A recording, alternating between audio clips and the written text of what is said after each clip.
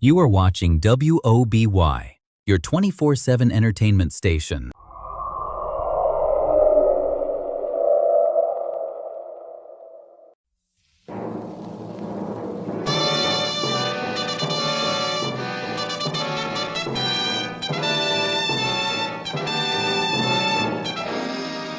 This is Hollywood and CBS presenting Forecast Number 4.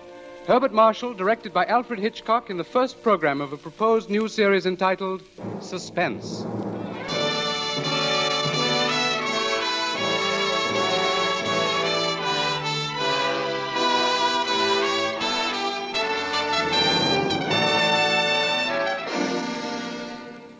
Tonight's Forecast program, ladies and gentlemen, represents the ideal form of collaboration. Mr. Alfred Hitchcock, brilliant English director of such outstanding motion pictures as The 39 Steps, Rebecca, and Foreign Correspondent, was eager to create a very special type of radio drama, the suspense story. As narrator and star for his production, he thought at once of the distinguished actor with whom he had been associated in countless British film successes, Herbert Marshall. Mr. Marshall suggested that they dramatize a certain favorite story of his, and that story happened to be the very one Mr. Hitchcock had in mind. Mrs. Belloc Lowndes' classic in Chills, The Lodger.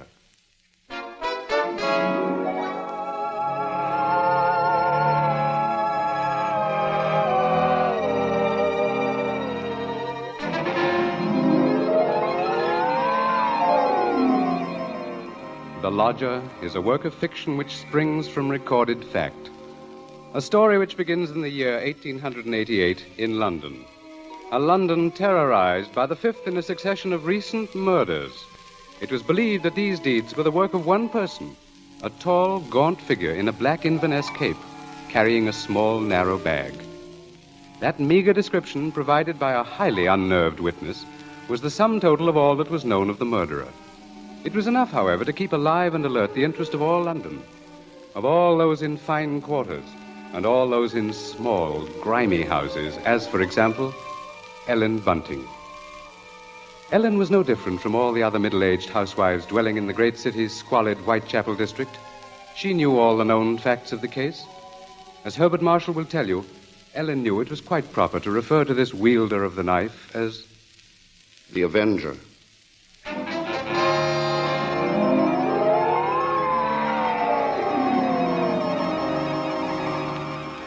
Of course, Ellen Bunting was far more concerned with her personal problems than with thoughts of the Avenger. Yet the case of that strange, elusive killer quite often forced all other matters from her mind. There was that mad, meaningless scheme he seemed to follow. All his victims, for example, had been women. All had been young, attractive, and, oddly enough, blonde. But Ellen could no more understand the motive for his brutal slashings than could the police. This night, she and her husband, Robert Bunting, sat before their fireplace reading the newspaper account of the latest murder. The Avenger had struck again.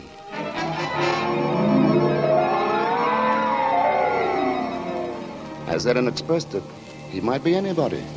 He might be the fellow you pass on the street. Standing next to you. It's a terrible thought. Yes. If only the police had something to go on. But it looks like that Avenger's just too quick for him. Look, it says here that this girl he got last night was like all the others. Pretty, blonde, and, described by her friends as a very light-hearted girl. What a pity. Did you ever stop to think who fits that to a T? In fact, fits all those girls? Why, my own Daisy. Oh, that's a horrible thought. Well, maybe it's a good thing she's with her aunt, then, instead of here. London ain't a safe place for any girl right now. Just the same, I can't help thinking how fine it'll be to have her back in. Now, Bunting, you know that Daisy seems just as much my own daughter as she is yours. But I'm telling you, there's no sense even thinking about having her back right now. We just can't afford it. Oh, I know that, Ellen. Only, well, maybe we could manage it some way. How? Haven't I scrimped myself half crazy trying to keep us going? But you don't care about that, do you? No, your Daisy's more important to you than I am. No, Ellen, that don't sound like you. Oh, I you. can't help if it don't. What are we going to do? Tell me that. We'll get along, dear. Something will turn up. Oh, we haven't had a lodger for months. Nobody even comes to look at the room anymore. Yes, but things will work out, Ellen. Oh, they ain't never going to work out. Soon we won't even have a roof over our heads and... What? Oh, I'm sorry, Robbie. I didn't mean to take on so. Oh, I know, dear, I know. It's all right. Oh, I didn't think it. It's just that I've been so worried. Well, don't you go worrying another second, old girl. Why, first thing you know, you won't be pretty anymore. You'll have your face all wrinkled and Now, see here, Now, come on, now, let's Bunting. see a smile. Come on, just have one smile for leave me Just alone. one I smile won't. like you used to, Be done with you. Well, who do you suppose that could be? Awful late for visitors. Bunting, do you think it could be somebody looking for rooms? Well, it might be. You want me to go to the door? No, I'll go. Oh. You just stay here. Yes, all right. Now, be sure you get a good look at Louise before you let them in, dear. Oh, I'm coming. Oh, I do hope it's... Yes, sir? Is it not true that you let lodgings? Yes, sir. Won't you come in, sir? Thank you. Could I take your cape, sir? There's no need. Now, I'm looking for a quiet room. It must be quiet. Oh, we have that, sir. Above all, our house is quiet. Your bag, sir. May I take it? No, I'll hold it. If you'll be so good as to show me the room, please. Oh, yes, sir. It's right up these stairs, sir. This way. Thank you. You see, sir, there's just my husband and me here, and we're ever so quiet, and I'm sure you'll find this room to your liking, sir. Here we are. Now, I'll just light the gas. There. Mm-hmm. Very good. It is pleasant, isn't it, sir? And there's not many rooms with such pretty pictures, are there now? We've had them in the family for years, sir, and... Pictures interest me very little. You see, what really impresses me about the room is the very simplicity of it, the bareness. Yes, sir. It's not at all crowded, is it? It will be quite suitable, Mrs. Bunting's. Mrs. Bunting. You see, I do a great deal of studying in my book here, the Holy Bible. Yes, sir. Please, sir, let me help with your luggage. No, don't touch it. Oh, but I only wish to... Oh, you only wish to help, of course. You must forgive me, Mrs. Bunting. It's just that I'm so very weary. Of course, sir. He bringeth them to their desired haven. Beautiful words, Mrs. Bunting. Indeed they are, sir. And now at last I have found my haven of rest. Yes, sir. Then you'll be taking the room. Let us see now. What are you going to charge me? With attendance, mind. I shall be staying in most of the time, and I shall be wanting meals. Oh, we can see to that, sir. Then does 30 shillings a week suit you? 30... Why, yes, sir. Yes, sir, that will be quite all right. Good, and I shall pay you in advance. My name is Sleuth, Mrs. Bunting. Mr. Sleuth. Sleuth. Think of a hound, Mrs. Bunting, and you'll never forget my name. 23, 4, 30 shillings. Thank you, sir. And I think I should enjoy a little light supper now, Mrs. Bunting. A little bread and butter, perhaps. Could you arrange that? Well, certainly, sir. I'll do that now. And if you'd be requiring any beer or spirits... Certainly not. Oh, sir. What did I say? I thought you understood me, Mrs. Bunting, and I had hoped that you and your husband were abstainers. But we are, sir. We don't keep nothing about. I would have had to go out and... Of course. Oh, I'm sorry, Mrs. Bunting. I fear I spoke sharply. I don't wish you to think me rude. After all, you've been so kind, considerate. I hope I know a gentleman when I see one. Thank you very much. Now, I'll just hurry with your supper.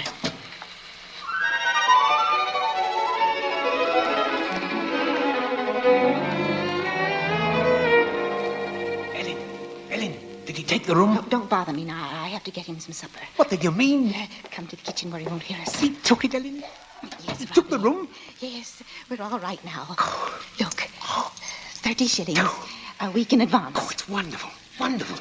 And Ellen, do you see what this means? Yes, you can have Daisy now. Yes. Here, Bunting, warm that teapot and put some tea leaves in it. Righto. Yeah, do you know something, old girl? We're not going to worry too much about Daisy being in danger of that Avenger fella. Whatever do you mean, Robbie? Well, she's not a girl who takes a drink, you know. What's that to do with it, please? Oh, something I read in the paper while he was upstairs with the gentleman. They just found out that every one of the Avenger's victims had been drinking. They figured he must be some kind of a rabid abstainer. What a peculiar chap. Now hurry, Bunting, please. Yeah. Two thoughts only governed Ellen's mind. The lodger's light supper and her own good fortune at having such a lodger. Mr. Sleuth was an eccentric sort, but then he was such a gentleman, so quiet, so very religiously inclined. She started up a staircase to Mr. Sleuth's room, her husband at her side. It won't do no harm to be safe, though, once Daisy's back in London, eh? We'll see she stays close in the house. Well, I'll be downstairs. Hurry up with your supper, old girl. She has cast down many wounded from her. Yea, many strong men have been slain by her. Come in. And to know the wickedness of folly. Why, Mr. Yes? What is it? Those pictures. Those pretty girls. You've turned all their faces to the wall.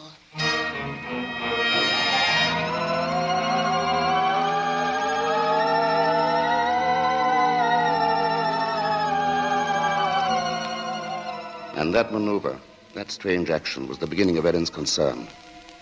Soon there came to her a recollection of the black Inverness cape, the small, narrow bag, the urgent matter of alcoholic drink.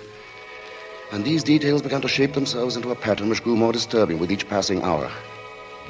The day following, the lodger did not leave the upstairs room once, nor did he leave the next day. And the oddness of this took its place in the pattern. Then, too, the approaching arrival of Daisy, her stepdaughter, added to her concern.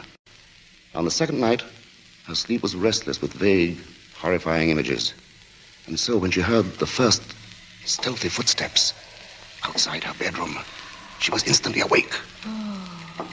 Tensely, she followed those steps down the stairs, down the hallway. She heard the front door open and then click shut. Utter stillness fell upon the house. And outside, the streets were so silent she could hear distinctly the clock from a church tower a mile away told the hour.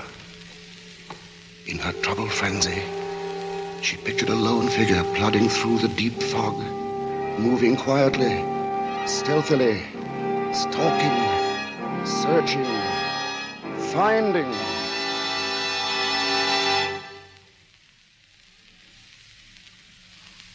When, soon after she heard the lodger return, she sought to quiet the horrible dread which had possessed her. She assured herself that Daisy's arrival that day was no cause for alarm. Now she reasoned, how could there be anything really evil about so religious a gentleman as Mr. Sleuth? But for her there was no more sleep, merely a tormented state of half-consciousness, a state which suddenly dropped from her shortly after daybreak.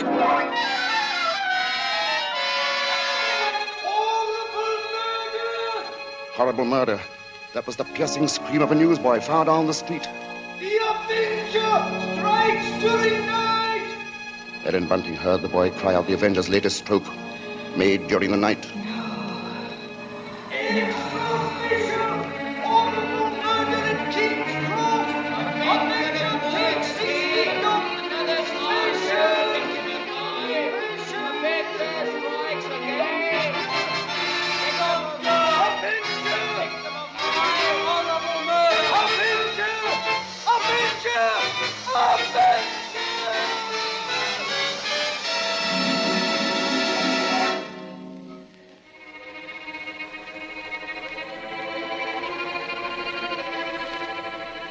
Ellen's first glimpse that morning of the grave-faced lodger brought the sleepless night's warm terror full to the surface.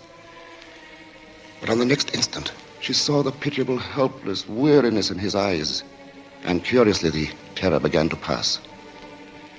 She found that she was hoping desperately that her fears were unfounded. Earlier, she had determined to tell Bunting of the awful convictions in her mind. Now, however, she felt she must be certain before she spoke to a soul. She knew there was one thing she must examine. That was the lodger's single piece of luggage. She'd thought of it often.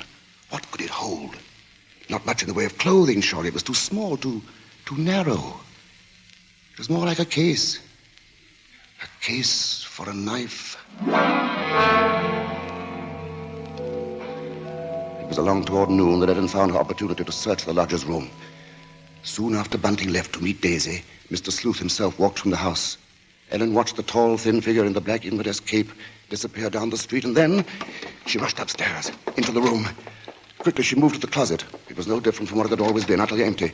She found nothing under the bed. She went then to the chest of drawers against the wall. She opened the top drawer and found inside nothing but a frayed shirt, 2 handkerchiefs. The next drawer, underclothes, socks. The next empty. There remained then only one possible place for the small, narrow bag, the bottom drawer, and it was locked. Tugging at the drawer, she heard suddenly the opening of the front door downstairs.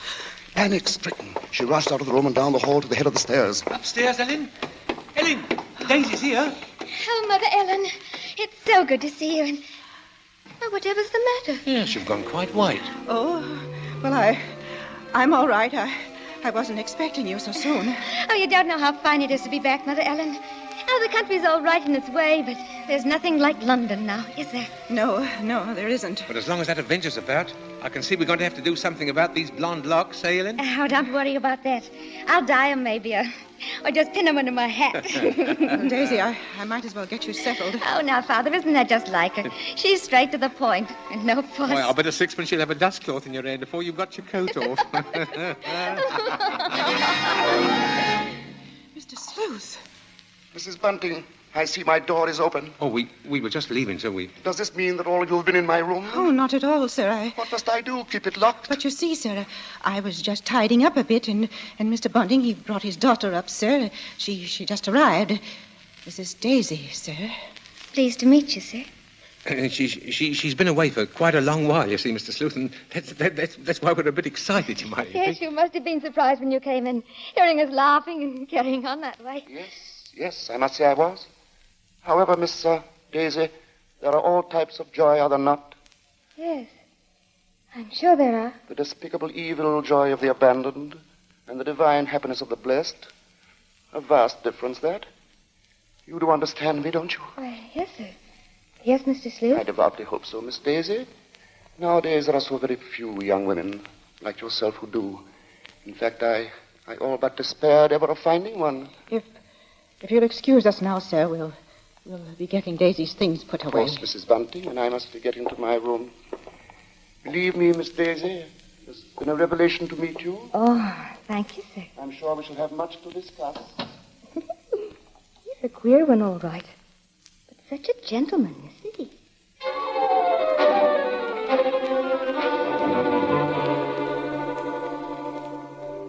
At that moment, Ellen had been determined to pour out her terrible knowledge, and then the moment passed by. She told herself that perhaps the past few days had been nothing more than a grim illusion, a tormenting play of imagination. She would wait, then, until she had attended the coroner's inquest into the last Avenger murder. There, perhaps, she could hear evidence to disprove all her fears, to assure her there was no earthly harm in Daisy being so near the lodger. This was her gravest concern now, for on the next day, Mr. Sleuth made it a point to see the girl more than once, and fearfully, Ellen saw that Daisy welcomed his visits.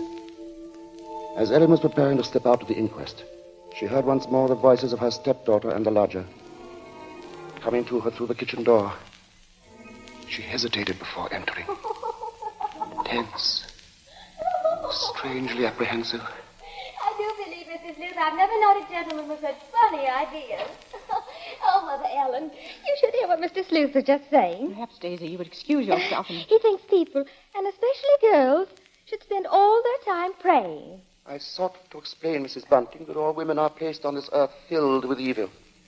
They therefore must struggle constantly to find the paths of righteousness. Why, Mr. Sleuth, you mean a girl's not to enjoy life at all? Not to have fun? Frivolity, my child, is the devil's breeding ground, and all his implements are there. Temptation, pleasure, wine. Oh, that's crazy. Well, there's nothing I like better than a glass of wine, and I'm not... You drink. She didn't know what she was saying, Mr. Sleuth. Just a child, and Daisy, you'd better go now. But I didn't say nothing wrong. What's the harm in a glass of wine? She lieth in wait as for a prey, and increaseth the transgressors among men. Well, I don't know what you mean. I never heard such nonsense. You call Holy Scripture nonsense? So what I prayed against is true. You are beyond salvation. That's not so. I'm a good girl, I am, and I won't have you saying that. Daisy, go into the front room. It's quite all right, Mrs. Bunting. I must be going upstairs anyway. I'm used to being misunderstood, you know. People never realize that my efforts are simply for the greater good of humanity. Of course, sir. And that the power on high will direct my hand toward the expulsion of all evil. Daisy, listen to me. Yes? I've got to tell you about... About what, Mother Ellen? Nothing. I've got to go out for a while now. I'll be back.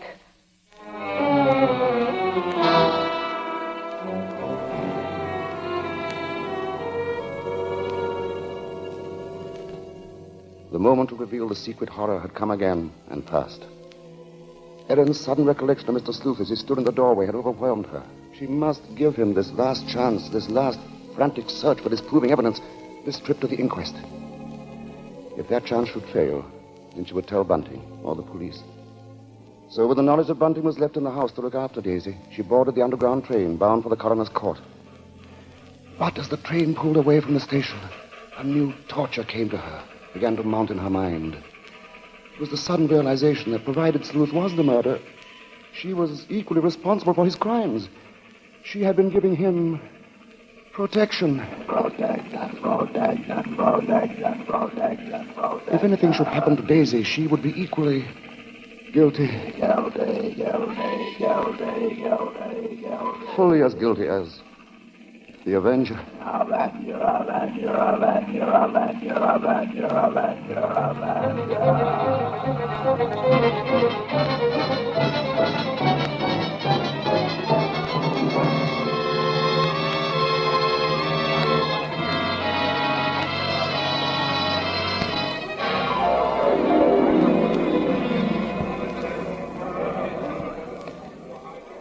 Ellen, seated at the rear of the small but crowded inquest room, listened to each of the witnesses as they were called. And from one of them she found the first hope she had known for many days. This witness lived next to the alley in which the Avenger had committed his crime that night. She had seen him from her window, and the man she described in no way resembled Ellen's lodger. But in another moment, Ellen's hope was swept away. It was pointed out that the fog had been so heavy that night that the witness could not possibly have seen the murderer from her window. She left the stand, replaced by a Mr. Cannot. This elderly gentleman was certain that he had not only seen, but talked with the Avenger. It was in Regent's Park, he testified, only a few moments before... A few moments before the murder, Mr. Coroner, when I saw him. He was quite a tall man, very gaunt-looking, and carrying a handbag. A handbag, you say? Yes, a small, narrow one. Just such a bag, I might add, as might contain a knife. As Ellen heard these words, the tension which had been mounting up within her became almost unbearable. Rigid with horror, she gripped the arms of her chair. She heard the coroner... I shall have to ask for more order in the court. And now, Mr. Cannot, I understand you heard this man speak. Oh, yes, he had a rather high, hesitating voice. An educated man, I would judge, but quite mad. What do you mean by that? Well, as he emerged from the fog, he was talking aloud to himself. Believe me, sir, he was reciting scriptures from the Bible.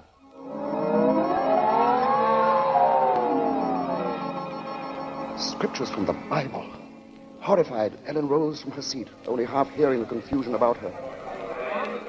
Are you asking us to believe, I would say, Mr. Cannot, that the man we're looking for would be least of all a religious man? And that's where you're in error, Mr. Coroner. The religious note is the very key to the case. Very interesting. That'll be all, Mr. Cannot. Just a moment, sir. Don't you understand? The man you're after must be a religious maniac. That's the only explanation possible. You will please stand down. The court was dismissing the very truth. Ellen knew that now. She would no longer keep silent. Her hands shot forth, and she screamed. I want to say... Ellen Bunting, on the verge of speaking, had fainted. And then, when she was revived a few moments later, she said nothing. Her brain was in too great a turmoil, her nerves too shocked. Like one in a dream, she allowed herself to be led from the courtroom. The voices of spectators were only vague sounds to her. I thought she was going to say something. Yes, it was hysterics, eh? Yeah, that bit about the knife. Yeah, the knife. The knife. The knife. As Ellen Bunting proceeded homeward, the remarks from the spectators remained in her mind. She heard them over and over. Yeah, that bit about the knife. The knife. Just such a bag as might contain a knife. A knife. We'll see she stays close in the house, eh? No harm in being safe. Direct my hand toward the expulsion of all evil. Expulsion of all evil. What's the harm in a glass of wine? I didn't say nothing wrong. As Ellen neared her neighborhood, her dread increased. With each moving footstep, the grip of terror grew tighter, tighter about her. She moved faster, faster.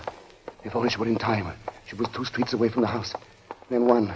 Then she saw Bunting. Sharply, like the thrust of a knife, she realized what this meant. Daisy was left alone with the lodger.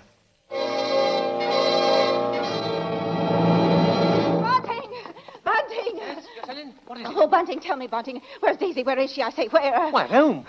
Oh, listen to me. Try to understand. Sleuth is the Avenger. What are you saying? Oh, Lodger, he's the Avenger, Bunting. Oh, but there's no time for that. Daisy's in danger. Hurry!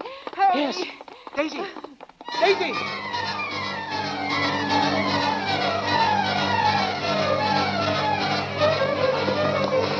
Here we are, Bunting. Here we are. Daisy!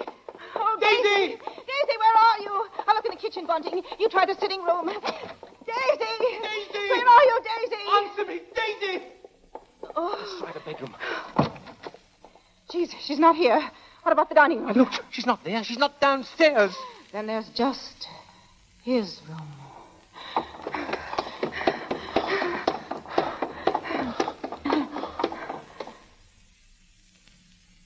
Go on. Open the door.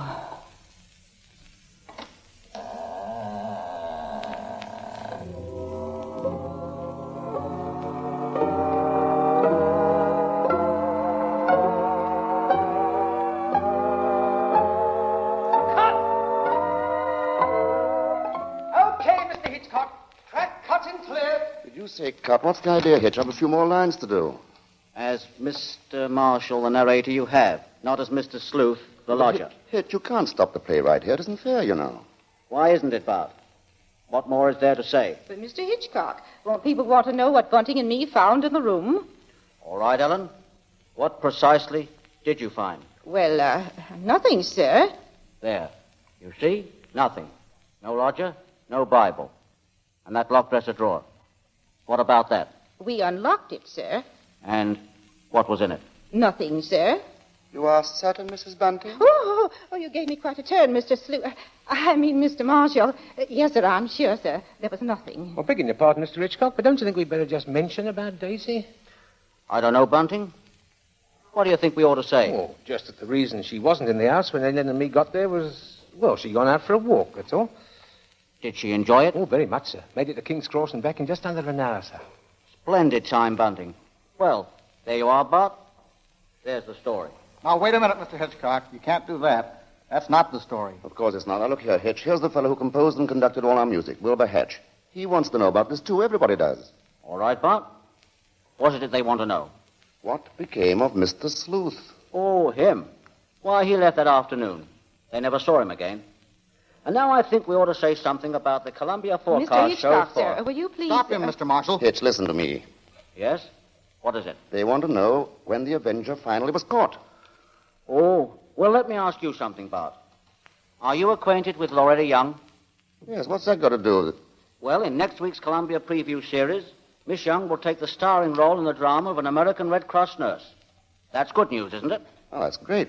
But now listen, Hitch, you've just got to tell that audience exactly when and how Mr. Sleuth was caught. Caught? Why on earth should he be caught? Why? Well, he was the Avenger, wasn't he? Was he?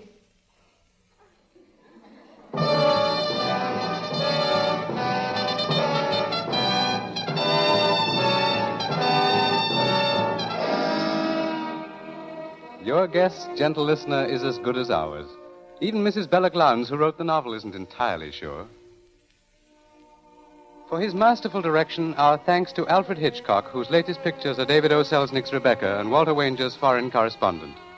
For his superb characterization of Mr. Sleuth, our thanks to Herbert Marshall. And our thanks to the outstanding British character actor who tonight portrayed the role of Bunting, Edmund Gwen. If you liked tonight's program and want to hear more in the same highly original Hitchcock vein, radio versions of The Lady Vanishes and The 39 Steps, for example, write to CBS and tell us so. Your interest will help bring Suspense to the air as a weekly feature.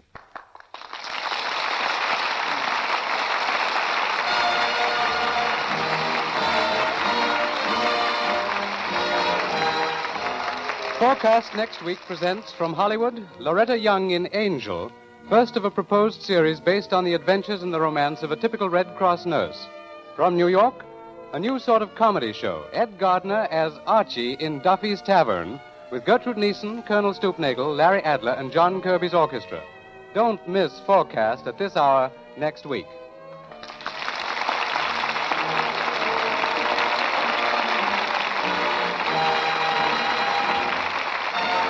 Thomas Freebanson speaking. This is the Columbia Broadcasting System.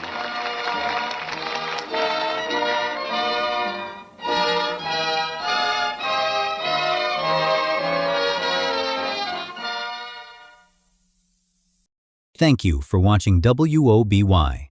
Please take a moment to subscribe and explore our channel for more shows, music, and movies. There is always something new to discover on WOBY.